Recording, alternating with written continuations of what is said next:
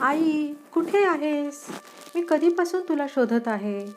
प्राची कॉलेजवरून येताच तिच्या आईला शोधू लागली. तेव्हा तिची वहिनी रवीना तिच्या खोलीतून बाहेर आली आणि म्हणाली, काय झालं आहे? का ओरडत आहेस? तेव्हा प्राची म्हणू लागली, वहिनी, आई कुठे गेली आहे? दिसतच नाही. त्यावर तिची वहिनी म्हणू लागली, मला काय माहिती ती कुठे गेली आहे ते? तुझी आई तुलाच माहीत. मी या घरची चौकीदार नाही जे सर्वांवर नजर ठेवत बसू. आणि हो, तुझ्या आईच्या वाटणीची भांडी बेसनमध्ये पडली आहेत, ते तू स्वच्छ करून ठेव. जेवण झाल्यानंतर तुझी आई भांडी अशीच ठेवून देते. त्यांना इतकंही कळत नाही की स्वतःच्या वाटणीची भांडी स्वतः घासली पाहिजेत.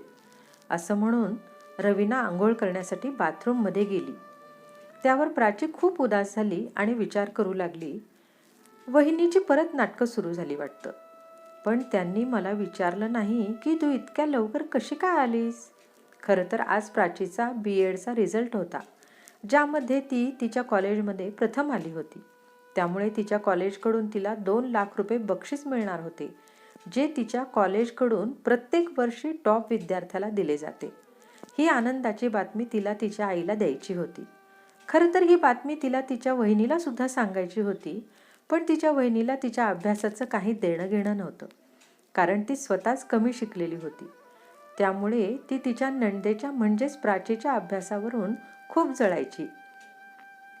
प्राची आता 22 वर्षाची झाली होती, त्यामुळे तिची वहिनी नेहमी तिच्या नवऱ्याचे कान भरायची. ती आता प्राचीसाठी स्थळ पाहायला हवी, कारण मुली जशा मोठ्या होतात तशा तशा त्या वाईट विचार करू लागतात. त्यामुळे जर आपल्याला अपमान होण्यापासून वाचायचं असेल तर आपल्याला प्राचीचं लवकरात लवकर लग्न करायला हवं. प्राची भविष्यात अगदी चांगलं जीवन जगावं असं तिच्या वहिनीला वाटत नव्हतं. तिच्या वहिनीला नेहमी हेच वाटायचं की प्राची नेहमी भिकाऱ्यासारखं जीवन जगलं पाहिजे आणि नेहमी दुसऱ्यांच्या तुकड्यांवर अवलंबून राहिलं पाहिजे. पण या उलट प्राची विचार करायची की चांगला अभ्यास करून स्वतःच्या पायावर उभी राहील, तसंच स्वाभिमानाची भाकरी खाईन. तिला दुसऱ्यांसमोर हात पसरणे मुळीच आवडत नव्हते. तेव्हा प्राचीचा भाऊ एक दिवस त्याच्या आईला म्हणजेच कावेरी ताईंना म्हणाला, आई, आता प्राचीचं शिक्षण पुरे झालं. अशा जवान मुलीला आपण अजून किती दिवस घरात ठेवणार आहोत? जर तिने काही चुकीचं पाऊल उचललं तर त्याला जबाबदार कोण असेल? त्यामुळे तू माझं म्हणणं ऐक. आता आपण प्राचीचं लग्न लावू. तुझ्या सुनेने म्हणजेच रवीनाने तिच्यासाठी एक मुलगा शोधून ठेवला आहे. तो मुलगा थोडासा कमी शिकला आहे, पण त्याला कसल्याच हुंड्याची अपेक्षा नाही. तुला तर माहिती आहे, जर आपण तिचं इतर दुसऱ्या ठिकाणी लग्न करण्याचा विचार केला तर मुलाकडचे लोक हुंड्यामध्ये मोठी रक्कम मागतील आणि आपण ही रक्कम देऊ शकणार नाही. त्यामुळे माझं ऐक आणि जितक्या लवकर होईल तितक्या लवकर आपण प्राचीला लग्नासाठी तयार करू. या सर्व गोष्टी सांगून राजेश आपल्या आईचं प्रत्युत्तर न ऐकता तिथून निघून गेला. कावेरी ताईंनी ही गोष्ट त्यांच्या मुलीला म्हणजेच प्राचीला सांगितली. तेव्हा प्राचीच्या डोळ्यातून अश्रू येऊ लागले आणि ती म्हणू लागली, आई, तू दादाला समजाव ना. मला अजून लग्न करायचं नाही. मला आधी स्वतःच्या पायावर उभं राहायचं आहे. आज जर बाबा जिवंत असते तर मी आज माझ्या दादा आणि वहिनीवर ओझं बनून राहिली नसती. कमीत कमी मला काहीतरी करण्याची संधी मिळाली असती. प्लीज आई, तूच दादाला याबद्दल समजवू शकतेस. मुलीच्या या गोष्टी ऐकून कावेरी ताई उदास झाल्या आणि म्हणाल्या, अगं, मी काय करू शकते? नशिबाच्या पुढे कोणाचंच चालत नाही. आता मी सुद्धा तुझ्या दादा आणि वहिनीवर अवलंबून आहे. मग याबद्दल मी काय सांगू शकते? आणि तसंही तरुण नणंद आणि म्हातारी सासू तुझ्या दादा वहिनीला जणू एखाद्या खिळ्याप्रमाणे टोचत आहेत. त्यांना असं वाटतं की लवकरात लवकर यांच्यापासून आपल्याला सुटका मिळाली पाहिजे. आता देव मला कधी त्याच्याकडे बोलावून घेईल हे मी सांगू शकत नाही, पण तुझं लग्न करून ते तुझ्यापासून सुटका मिळवू इच्छितात. त्यावर प्राची म्हणू लागली, अगं आई, माझ्या जीवनातील अजून 2 वर्ष मला मिळू शकत नाहीत का? दादा आणि वहिनीला माझ्या अभ्यासाबद्दल काहीच फरक पडत नव्हता. ते नेहमी बाहेरच्या लोकांना सांगत असायचे की लग्नासाठी कोणता तरी मुलगा शोधा. ही चर्चा करण्याची गोष्ट झाली का? मी सांगितलं ना की मला आता लग्न करायचं नाही. असं म्हणत प्राची जोरजोरात रडू लागली. तेव्हा तिची वहिनी तिथे आली आणि म्हणाली, या महाराणीचं स्वप्न तर बघा, किती मोठी मोठी आहेत. आधी नोकरी करायची आणि 2-3 वर्षांनंतर लग्न करायचं म्हणते. म्हातारी झाल्यानंतर लग्न करण्याचा विचार आहे का तुझा? समाजातील लोक काय म्हणतील? तिला तर समाजातील लोकांची काहीच पर्वा नाही. आणि आई, तुम्ही हे काय म्हणत आहात? स्वतःच्या मुलीला समजवायचं सोडून तिला साथ देत आहात? असं म्हणत रवीना रागारागाने तिचे पाय आपटत आतमध्ये निघून गेली. त्यानंतर ती तिच्या नवरा राजेशला म्हणाली, हे बघा, 2 महिन्याच्या आतमध्येच मी ज्या मुलाचं स्थळ आणलं आहे त्या मुलाला पाहून लवकरात लवकर प्राचीचं लग्न आटपून टाका. म्हणजे आपल्या डोक्यावरचं ओझं कमी होईल. कारण आपल्याला आपल्या आयुष्यात पुढे बरंच काही करायचं आहे. कधीपर्यंत तुम्ही तुमच्या बहिणीला असं बसवून ठेवणार आहात? आणि तसंही आईचं ओझं आपल्या डोक्यावर कमी आहे का, जे तरुण बहिणीला घरात ठेवून बसला आहात? मी सांगितलं ना, आता लवकरात लवकर तुमच्या बहिणीचं लग्न लावून तिला तिच्या सासरी पाठवून द्या. त्यावर राजेश काहीच बोलला नाही. तो गुपचूप पण स्वतःची होकारार्थी मान हलवू लागला. तेव्हा प्राची स्वतःच्या भावाकडे अपेक्षेच्या नजरेने पाहू लागली आणि म्हणाली, दादा, मोठ्या कष्टाने मी BEdची डिग्री मिळवली आहे. ही डिग्री सहजासहजी कोणालाही मिळत नाही. दादा, फक्त 2 वर्ष दे मला. त्यानंतर तुम्हाला जिथे योग्य वाटेल तिथे मी लग्न करण्यासाठी तयार आहे. पण दादा, कृपा करून या गोष्टीला नकार देऊ नकोस. त्यावर राजेश म्हणाला, प्राची, तू तुझ्या वहिनीचा निर्णय ऐकला नाहीस का? आणि तसंही मी माझ्या परीने चांगल्यातल्या चांगला मुलगा शोधण्याचा प्रयत्न केला. पण चांगला शिकलेला मुलगा मिळतच नाही. आणि जरी मिळाला तरी ते भरपूर हुंडा मागत आहेत. त्यामुळे आता जो मुलगा मिळेल त्या मुलाशी लग्न कर. मलाही आता ओझ्यापासून सुटका मिळवायची आहे. स्वतःच्या भावाचे असे शब्द ऐकून प्राचीच्या डोळ्यातून अश्रू वाहू लागले आणि ती उदास होऊन म्हणाली, दादा, तुला मी आणि आई इतकं ओझं का वाटतो? तितक्यात वहिनी मध्येच आली आणि म्हणाली, तुम्ही दोघे या घरासाठी ओझं तर आहात. असं बोलून ती राजेशला म्हणू लागली, हे बघ, तुझ्या बहिणीच्या गोष्टी ऐकण्यासाठी आपल्याकडे वेळ नाही. तू जा इथून आणि तुला मी जे सांगितलं आहे ते कर. तेव्हा राजेश तिथून निघून गेला आणि बायकोने सांगितलेलं स्थळ पाहून आला. त्यानंतर त्याने त्याच्या बायको रवीनासोबत चर्चा केली आणि म्हणाला, रवीना, मला त्या मुलाचं कुटुंब थोडं विचित्र वाटत आहे. त्यावर रवीना म्हणाली, तू उगाचच काळजी करत आहेस. जर मुलगा कमी शिकला असला तर काय झालं? कमीत कमी स्वतःच्या दुकानावर स्वतःच्या घरचा खर्च भागवत आहे. आणि सर्वात मोठी गोष्ट म्हणजे ते काहीच हुंडा मागत नाही आहेत. मी तर तुला म्हणते, डोळे बंद करून या स्थळासाठी होकार दे आणि तुझ्या आईला आणि बहिणीला तुझा निर्णय सांगून टाक. आता मी सांगितलेल्या मुलासोबतच प्राचीचं लग्न होईल. अरे, तू काय विचार करत आहेस? आपल्याकडे लाखो करोडो रुपये नाहीत जे तुझ्या बहिणीला हुंडा देऊन या घरातून पाठवणी करू शकू. बायकोच्या अशा गोष्टी ऐकल्यानंतर राजेश त्याच्या आईजवळ गेला आणि जाऊन म्हणाला, अगं आई, एक आनंदाची बातमी आहे. प्राचीसाठी एक चांगला मुलगा मिळाला आहे. त्या मुलाचे कुटुंब जास्त श्रीमंत नाही, पण त्याचं स्वतःचं दुकान आहे. त्याच्या घरात त्याची आई आणि त्याच्या 2 बहिणी राहतात. आपली प्राची त्या घरात खूप आनंदात राहील. तू फक्त लग्नाच्या तयारीला लाग. त्यावर कावेरीताई म्हणाल्या, राजेश, तू कसला भाऊ आहेस? तुला एकुलती एक बहीण आहे आणि तिला विहिरीत ढकलायला निघालास का? कमीत कमी घर आणि कुटुंब तरी व्यवस्थित बघून घ्यायचं होतं. तुझी बहीण चांगली शिकलेली आहे. तसंच मी ऐकलं आहे की तो मुलगा फक्त 8वी शिकलेला आहे. त्या मुलासोबत आपली प्राची आनंदात राहील का? कसा भाऊ आहेस तू? आधी तुला तुझी आई आणि आता छोटी बहीण ओझं वाटू लागली आहे. त्यावर राजेश रागाने म्हणाला, आगाई, फक्त तू आणि प्राची नाही तर माझी बायको आणि माझी मुलंसुद्धा माझी जबाबदारी आहेत. आता माझ्याकडे जे पैसे आहेत ते सर्व पैसे जर मी प्राचीच्या लग्नासाठी खर्च केले तर माझ्या मुलांच्या भविष्याचं काय होईल? या गोष्टीबद्दल तू कधी विचार केला आहेस का? आणि तसंच माझा पगारही खूप कमी आहे. त्यामुळे मला हे स्थळ योग्य वाटत आहे. मुलाकडच्या लोकांनी कोणत्याही गोष्टीची मागणी केलेली नाही. त्यामुळे त्यांना मी होकार कळवून आलो आहे. पण तू मात्र स्वतःच्या मुलीच्या मोहात इतकी स्वार्थी बनली आहेस की मुलगा आणि सून यांच्याकडे दुर्लक्ष करून फक्त मुलीचाच विचार करत आहेस. ही सर्व घटना किचनमध्ये उभी असलेली प्राची ऐकत होती. तितक्यात ती बाहेर आली आणि म्हणाली, दादा, तू माझ्या आयुष्याचा निर्णय घेत आहेस आणि याबद्दल मला एकदाही विचारणं तुला योग्य वाटलं नाही का? माझ्या इच्छा आणि माझ्या मतांना काहीच किंमत नाही का? माझ्या नोकरीबद्दल तुला काही हरकत आहे का? मला तर समजत नाही की मी तुम्हा लोकांवर इतकं ओझं का झाली आहे की तुम्ही लोक मला माझ्या आयुष्यातील 2 वर्षेही देऊ शकत नाहीत. दादा, जर मी कमवायला लागली तर नक्कीच तुमची सुद्धा मदत करेन. त्यावर रवीना तिथे आली आणि म्हणाली, बघितलंस ना कशा प्रकारे स्वतःचं तोंड चालवत आहे तुझी बहीण? आता तर हिला चांगलाच लगाम लावावा लागेल, नाहीतर समाजातील सर्वजण आपल्यावर हसतील. त्यावर राजेश म्हणाला, बस झालं प्राची, आता तू अजून काही बोलणार नाहीस. मी आणि तुझ्या बहिणीने निर्णय घेतला आहे की तुझं लग्न त्याच मुलाशी होईल ज्या मुलाला आम्ही निवडलं आहे. आणि तुला यापुढे जे काही करायचं आहे ते तुझ्या सासरी जाऊन कर. आमच्या डोक्यावरचं ओझं आता कमी होऊ दे. तेव्हा प्राची रडत रडत म्हणाली, दादा, तू मला वारंवार तुझं ओझं आहे असं का म्हणत आहेस? भविष्यात जेव्हा तुझी मुलगी मोठी होईल तेव्हा ती सुद्धा तुला ओझं वाटेल का रे? तुम्ही तिचं लग्न लवकर करणार का आणि तेही तिच्या मनाविरुद्ध करणार का? त्यानंतर ती स्वतःला सावरत म्हणू लागली, पण कुणास ठाऊक, तुम्ही तुमच्या मुलीचं कदाचित लवकरच लग्न कराल. कारण जिथे एका भावाला तिची आई आणि बहीण ओझं वाटू शकते तर त्याची मुलगी सुद्धा नक्कीच त्याला ओझ्यापेक्षा कमी नसेल.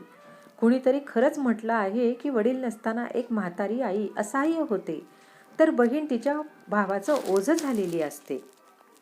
अशा सर्व गोष्टी प्राची बोलत राहिली आणि तिचा भाऊ आणि बहिणी त्याच्यावर उत्तर न देता तिथून निघून गेले. प्राची तिच्या स्वप्नांना उद्ध्वस्त झालेलं पाहून रडत उभी होती. शेवटी दादा आणि बहिणीच्या दबावाखाली येऊन प्राचीला लग्नासाठी होकार द्यावा लागला. काही दिवसातच प्राचीचे लग्न प्रशांत सोबत झाले. प्राचीने तिच्या माहेरचा निरोप घेतला आणि ती त्या सासरी आली. प्रशांतच्या घरी गेल्यावर तिला तिथे दिसलं की तिथलं वातावरण पूर्णपणे वेगळे आहे. घरातील कोणालाच अभ्यासाशी देणं घेणं नव्हतं. दिवस असेच निघून गेले. एके दिवशी प्राचीने तिच्या सासूबाईंना विचारलं, आई, दोघेही दीदी म्हणजेच प्रशांतच्या बहिणी घरातच का राहतात? त्यावर तिची सासू विमलताई म्हणाल्या, मुलींना जास्त शिक्षण देऊन काय करायचं आहे?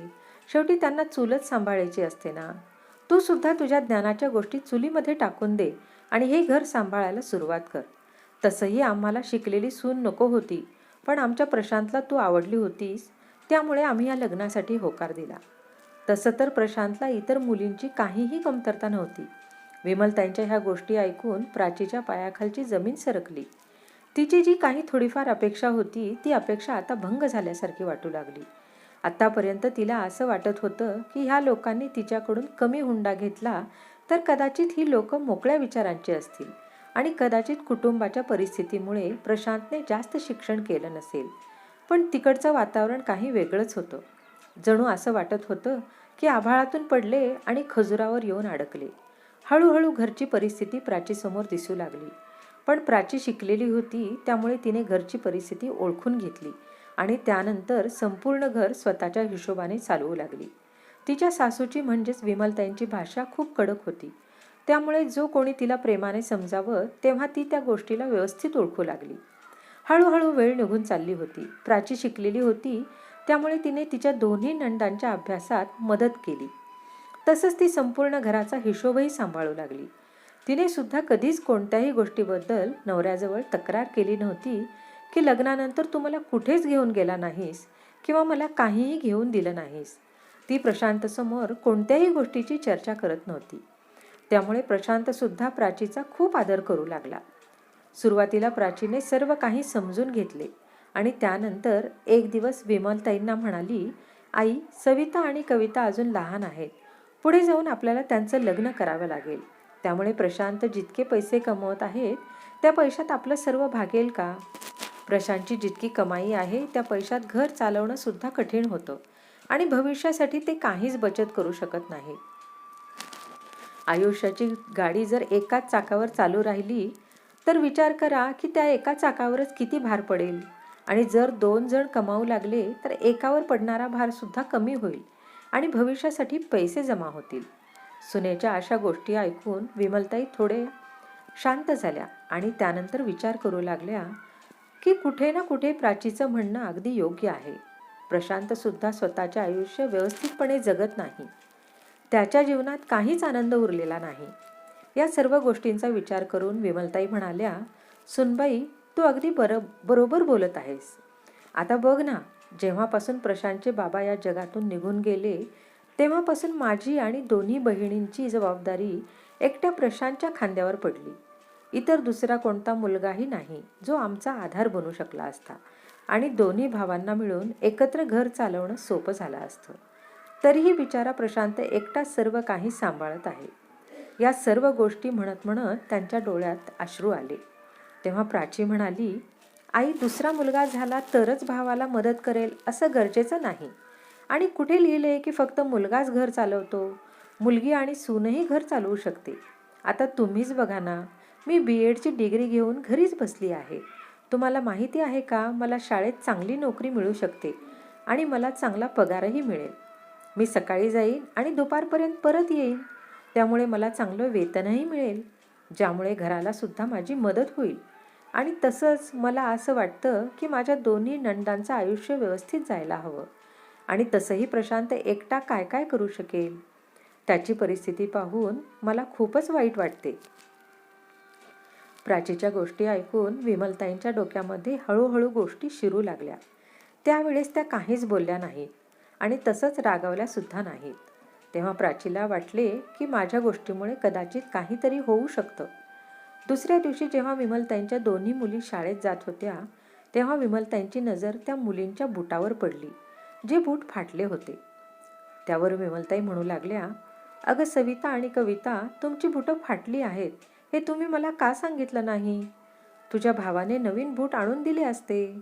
तेव्हा कविता म्हणाली, आई, आम्ही दादाला सांगितलं होतं तेव्हा तो म्हणाला, सध्या ह्याच बुटावर काम चालवून घ्या. पुढच्या महिन्यात काही पैसे येतील तेव्हा नवीन बूट घेऊन देईन. त्यावर सविता म्हणाली, आई, दादा हा नेहमी असाच करतो. प्रत्येक गरजेच्या वस्तूंना पुढच्या महिन्यात घेईन असं सांगून गोष्टींना टाळून देतो. त्याच्याजवळ बूट घेणे इतके पैसे नाहीत का गं?